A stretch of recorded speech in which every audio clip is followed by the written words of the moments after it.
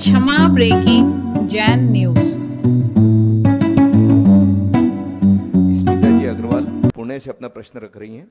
नमोस्तु गुरुवर, अगर कभी परिवार में ऐसे हालत उत्पन्न हो जाए कि अलगाव ही एकमात्र उपाय नजर आए तो क्या यह उचित है कि मन की शांति के लिए रिश्तों में दूरी बना ली जाए? हालांकि आपने कई बार अपने प्रवचनों में कहा है कि यह कहना ही गलत है कि सहने की भी सीमा होती है और इसे अपने पूर्व कर्मों का प्रभाव मानकर स्वीकार कर लिया जाना चाहिए।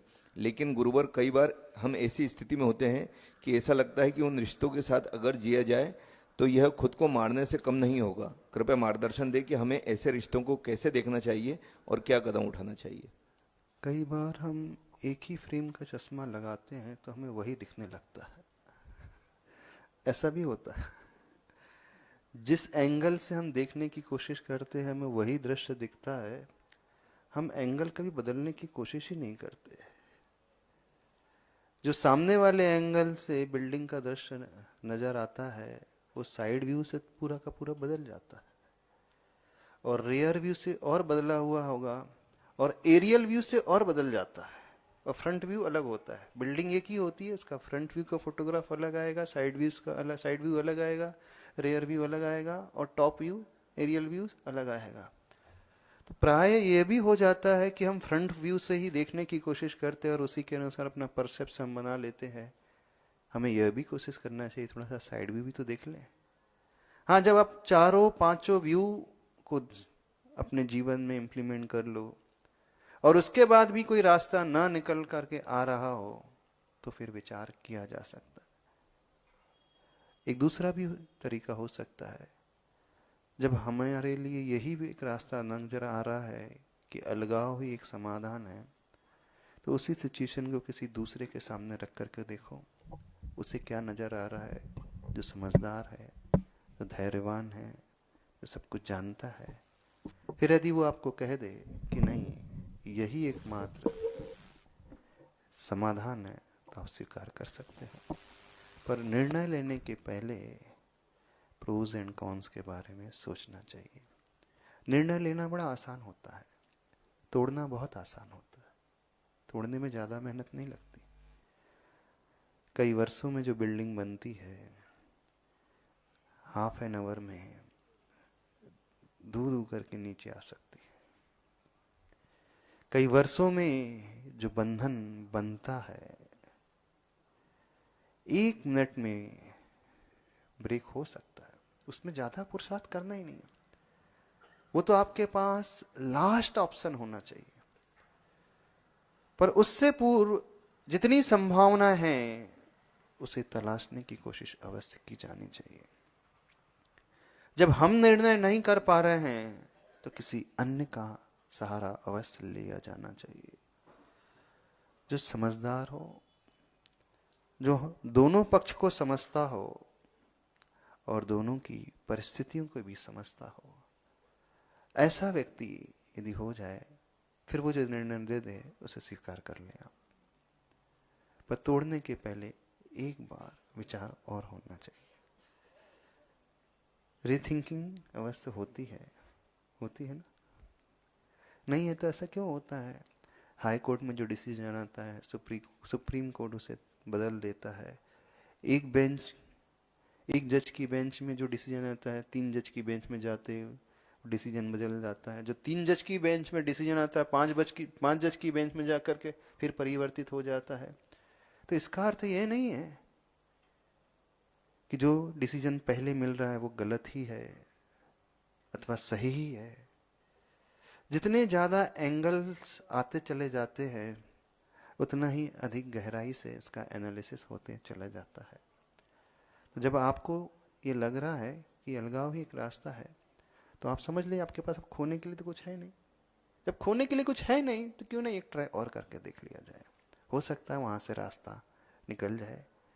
कई बार ऐसी भी परिस्थितियाँ आती हैं जब व्यक्ति अंदर से एकदम हार सा जाता है और वह एक क्षण होता है उसे पेशेंस रखने का।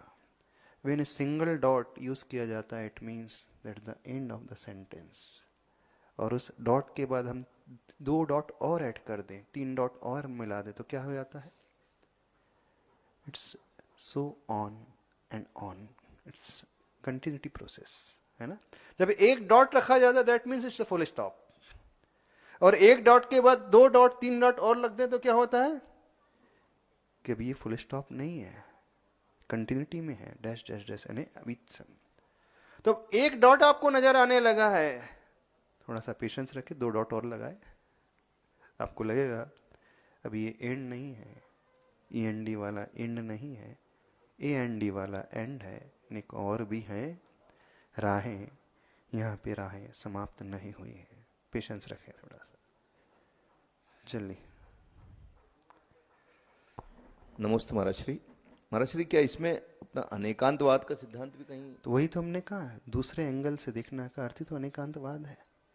फ्रंट व्यू एक एंगल है, अनेकांत का अर्थ होता है अनेक पहलू जिस स्थिति में छिपे हुए होते हैं, अनेक गुणधर्म जहाँ छिपे होते हैं, अनेक संभावनाएं जहाँ छिपी होती हैं। हम अपने चश्मे से देखेंगे तो वही हमें दिखेगा, दूसरों के चश्मे से देखने पर दृश्य बदल जाता है, अपने एंगल से हमें वही नजर आता है। एक उदाहरण हम हमेशा देखते हैं, हम आशीर्वाद दे रहे हैं, आपको कौन सा कलर दिख रहा है हमारे पाम का, हथेली का? कौन सा कलर दिख रहा है? हल्का गुलाबी। नहीं, हमें तो ब्राउन दिख रहा है, देखो ये ब्राउन है। आपको कौन सा दिख रहा है? पिंकिश दिख रहा है, हमें ब्राउनिश दिख रहा है। हम सही हैं कि आप सही हैं? दोनों सही। दोनों सही हैं। कैसे सही हैं? बस एंगल चेंज कर लिया, 180 डिग्री टिल्ट कर दिया तो वही पिंकिश हो गया।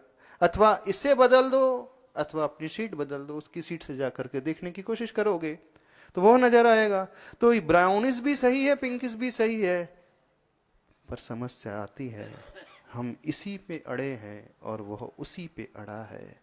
आचार्य भगवान ने दोहा लिखा है, ही से भी की ओर ही बड़े सभी हम लोग, 6 के आगे 3 हो विश्व शांति का योग। 6 के आगे 3 का अर्थ है 63। 63 जो है एक दूसरे को फेस करते हैं, और 3 और 6 जब हो जाते हैं तो दोनों की पीठ एक दूसरे को फेस करती है, तो वो 36 बन जाता है। 36 में 36 का आंकड़ा, 36 को बदल दे, थोड़ा सा एक दूसरे के एंगल को बदल दे तो वही 36 जो है 63 हो जाएगा ना। वैसा देखा जाए तो 36 भी एक दूसरे को ही देख रहे थे, विपरीत दिशा में देख रहे थे, 63 भी विपरीत दिशा में देख रहे थे, पर 36 में दोनों की पीठ थी और 63 में दोनों का मुख था। दिशा दोनों की ही सेम थी, दिशा दोनों की नहीं बदली। 3 की भी जहां दिशा थी 36 में, 63 में भी 3 की दिशा वही है। बस अंतर क्या आ गया? अंतर 3 की जगह 6 आ गया और 6 की जगह 3 आ गया। तो जब हम सीट बदल लेते हैं तो वही दृश्य जो अभी हमें विपरीत दिख रहा था अब हमें अनुकूल भी नजर आने लगता है। यही अनेकांत का सिद्धांत है।